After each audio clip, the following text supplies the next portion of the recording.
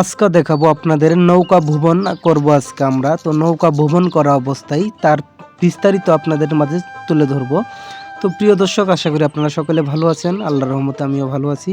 তো আজকে আপনাদের দেখাচ্ছি যেটা হচ্ছে, আপনারা অনেকেই জানেন যে নৌকা ভ্রমণটা আপনাদের পরের পর্বতে দেখাচ্ছি, এরপরেই দেখাবো। তো এর আগে যেটা দেখাচ্ছি সেটার কথাটা বলে নিচ্ছি। সেটা হচ্ছে, আপনারা জানেন না যে গার্মেন্টসের যে পানিগুলা ব্যবহার হয়, গার্মেন্টসের ময়লা নোংরা, তবে একবারে নোংরা বললে সেটা ভুল হবে। তো গার্মেন্টসের যে ব্যবহার করা পানিগুলা, মানুষের শ্রমিকেরা কাজ করে যে পানিটা ব্যবহার হয়, ময়লা টয়লা থাকে, তো সেই পানিটাকে ওয়াশ করার জন্য কিন্তু প্রত্যেকটা ফ্যাক্টরিতে আছে কিনা জানি না, তবে আমি একটা ফ্যাক্টরিতে আজ দেখলাম। তো এই ফ্যাক্টরিতে হচ্ছে আপনার পানি ওয়াশ করার জন্য ফিল্টার বসানো হয়েছে। তো গার্মেন্টসের যে পানিটা ব্যবহার হয় সেই পানিটা প্রথমত এই হাউজে আসে। হাউজে আসার পরে হাউজের দুই সাইডে পানির ফিল্টার রয়েছে। তো এই হাউস থেকে পাইপ লাইন করা আছে। তো এই দুই ফিল্টারে যাওয়ার পরে পানিটা পরিষ্কার হওয়ার পরে ফেটা আবার এই পরিষ্কার পানিটা তারা মানে ডাস্টবিন যে এই ড্রেনগুলো আছে, সরকারি ড্রেন, যে ড্রেন দিয়ে পানিগুলো নদীতে যায়, সেখানেও যাইতে পারে, আবার ফ্যাক্টরির কোনো কাজেও লাগতে পারে। তো পানিটা পরিষ্কার থাকে।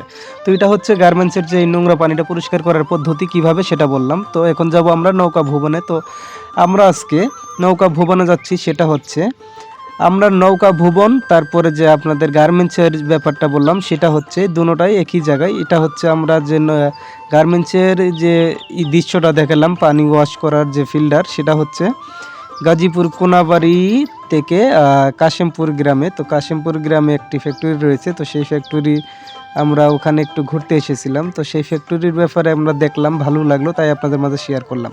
তো সেখান থেকে ফেরার পথে আমরা তারপরে নৌকা ভ্রমণ করে, মানে নৌকার মাধ্যমে আমরা, এগুলা নৌকা বলা যায়, আবার ট্রলারও বলা যায়। তো আমরা সেই ট্রলার দিয়ে আর কি মানে আসলাম। তো এখন আমরা যে কাশিমপুর থেকে, সেখান থেকে মানে 10 টাকা ভাড়া নিব। তো আপনারা কাশিমপুর থেকে 10 টাকা ভাড়া দিয়ে আপনারা এখানে আসতে পারবেন। তো এই যে নৌকা ভ্রমণের যে ঘাটটা রয়েছে সেখানে এসে আপনারা নৌকায় চড়ে তারপর আপনারা বিভিন্ন জায়গায় ঘুরতে পারবেন। এখানে আমরা দেখলাম নৌকা, আমরা যে জায়গায় যাব, ধরেন আমরা যাচ্ছি কাশিমপুর থেকে আমরা যাচ্ছি আপনার ওই ভাঙ্গা ব্রিজ, সেটা হচ্ছে নাওজুর ইসলামপুর রোডের মাথায় ভাঙ্গা ব্রিজ। তো সেই ভাঙ্গা ব্রিজ যাব। তো সেখানে প্রতি লোকের ভাড়া হচ্ছে 20 টাকা।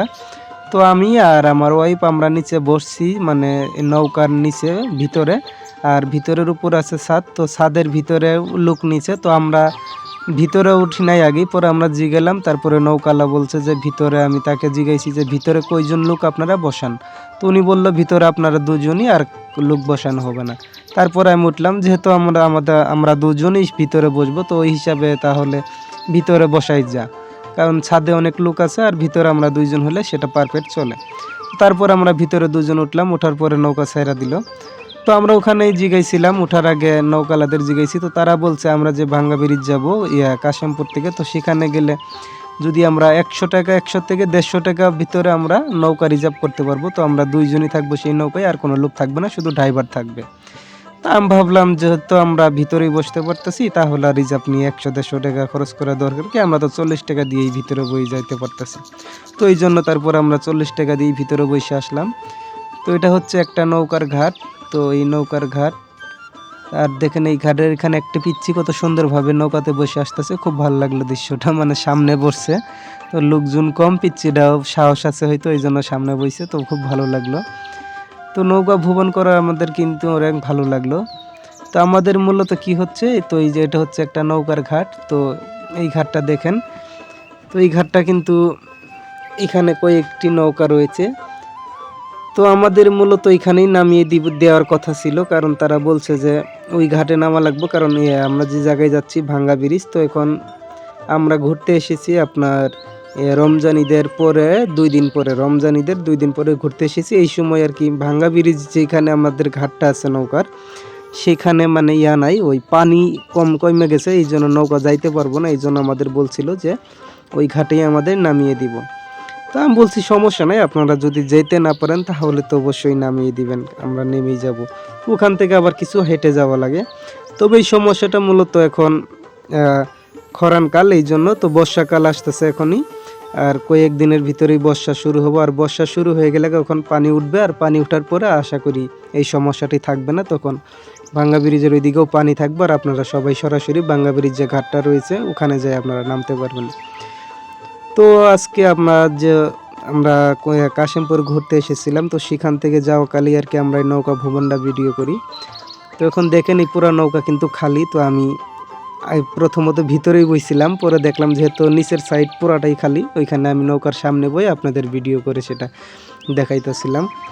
তো নৌকার ভিতরে আছে আমার মেয়ে আর আমার ওয়াইফ আছে, আর আমি আছি সামনে। তো আমরা এই যে কস্তুরি পানির উপরে ভেসে আছে, তো এইগুলা দেখতেছি কি সুন্দর ঢেউ খেলতেছে, তো খুব ভালো লাগতেছে। পানির হালকা ঢেউ, ওরকম ঢেউ নাই, হালকা ঢেউ, হালকা স্রোত। আর কস্তুরিগুলা পানিতে মানে নৌকার যে একটা ঢেউ, পানির মধ্যে একটা ঢেউ পড়ে নৌকা স্পিডে যাওয়ার ফলে সেটাই আর কি সে কারণেই নড়ে। তো এই যে ভিতরে আছে আমার ওয়াইফ আছে, আমার মেয়ে আছে, তার আমি আছি সামনে। তো এই যে আমি সামনে বই রয়েছি, আর ভিতরে আমার ওয়াইফ আর আমার মেয়ে আছে, আর আমরা প্রায় এসে পড়েছি। তো ভালো থাকবেন আপনারা। আর নতুন কোনো এরকম ভিডিও পাওয়ার জন্য অবশ্যই আমার চ্যানেলটি সাবস্ক্রাইব করে রাখবেন। যারা আগে থেকে করেছেন তাদেরকে জানাচ্ছি অসংখ্য ধন্যবাদ। আর যাদের কাছে আমাদের ভিডিওটি ভালো লাগবে অবশ্যই ভিডিওটি একটি লাইক করে আপনাদের মতামত জানাবেন কমেন্টের মাধ্যমে। ধন্যবাদ।